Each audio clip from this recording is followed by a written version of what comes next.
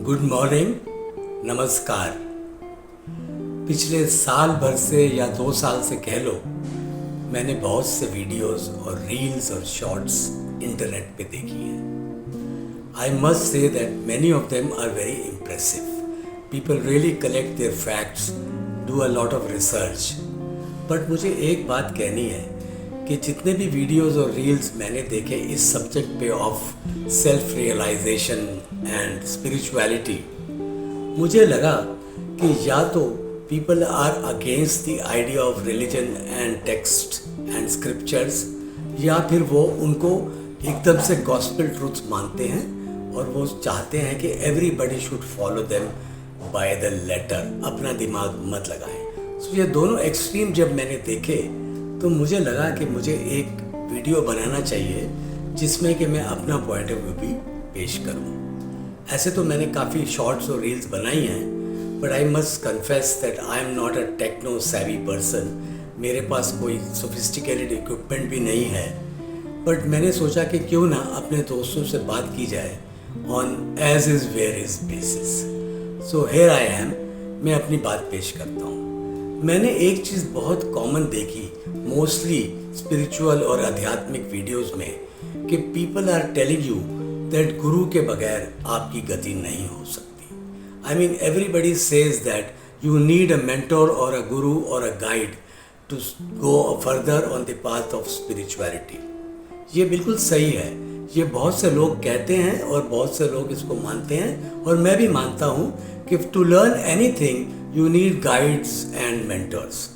But the point is कि ये आपको कोई नहीं बताता कि इस रोड पे जब चलते हैं तो थोड़ी दूर जाके हमें सब साथ छोड़ देने पड़ते हैं, हमें सिर्फ अपने पे ही रिलाई करना पड़ता है। This nobody tells you that the 50 to 60% of the journey can be taken with the help of other people and guides and helpers and gurus and मार्गदर्शक। पर जो असली रास्ता और जो असली क्लाइम है, जो ऊपर चढ़ना है, हमने शिखर तक पहुंचना है, वो अकेले ही पहुंचना पड़ेगा। इसमें बहुत से लोगों ने, बहुत से वाइज लोगों ने पहले भी ऐसा कुछ कहा है। मैं पहली बार ऐसा नहीं कह रहा हूँ। जो सबसे इंटेलिजेंट और सबसे ग्रेट आदमी इस दुनिया में हुआ है, जिसको हम मानते हैं, बुद्धा, वो भी कहता था कि आपो दीपो भव, बी योर ओन लाइट।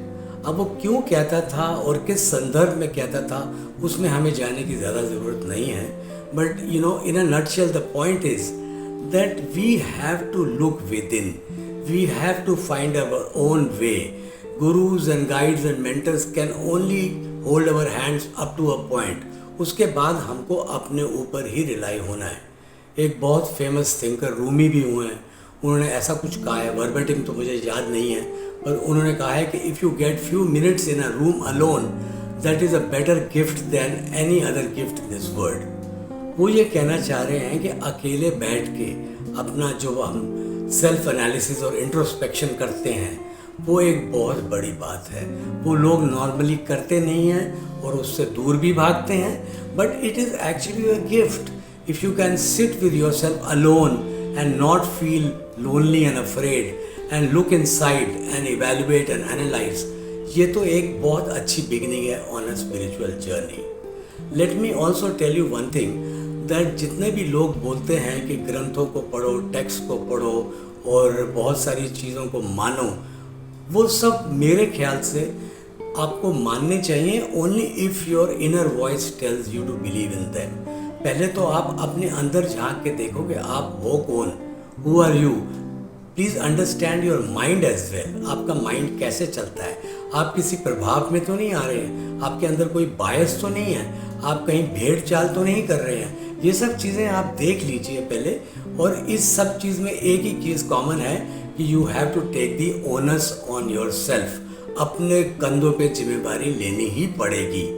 इसमें मुझे एक कहानी याद आ रही है जो कि मेरी फेवरेट कहानी भी है। इसे मैं चिड़िया की कहानी कहता हूँ और ये मैंने बहुत से ट्रेनिंग प्रोग्राम्स में लोगों को सुनाई है, आपको भी सुनाता हूँ।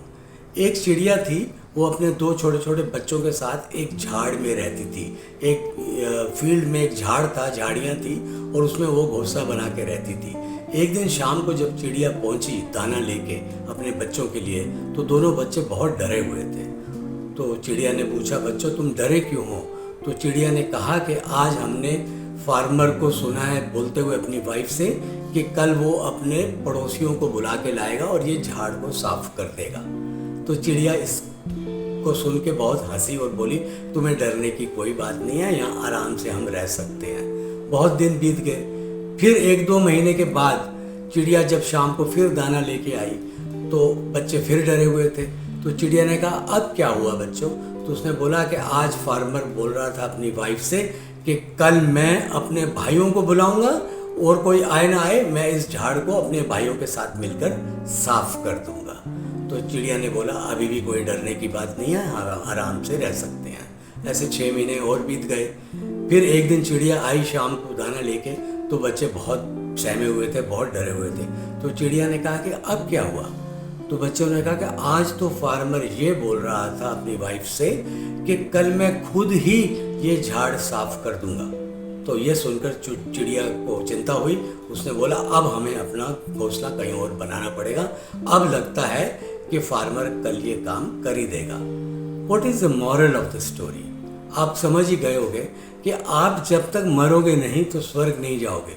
ये एक क्लिशे है। इसको मैं इसलिए कह रहा हूँ कि unless you do yourself something you are not going to achieve much. और इसमें तो इकबाल की एक बहुत फेमस लाइन भी मुझे याद आ रही है, खुद ही को कर बुलंद इतना कि हर तकदीर से पहले खुदा तुमसे पूछे, ए बंदे बता तेरी रजा क्या है। I mean, this is just a poetic presentation of something which actually implies that you have to make yourself very strong. You have to be a believer in yourself. और अगर अपने आप को तुम बिलीव करोगे तभी तो आप दुनिया में कुछ बड़ा काम कर पाओगे। एंड सबसे बड़ा काम तो है आत्मज्ञान, और उसको भी तभी कर सकते हैं, तभी पा सकते हैं जब हम अपने आप पे विश्वास रखें। धन्यवाद, बहुत बहुत धन्यवाद।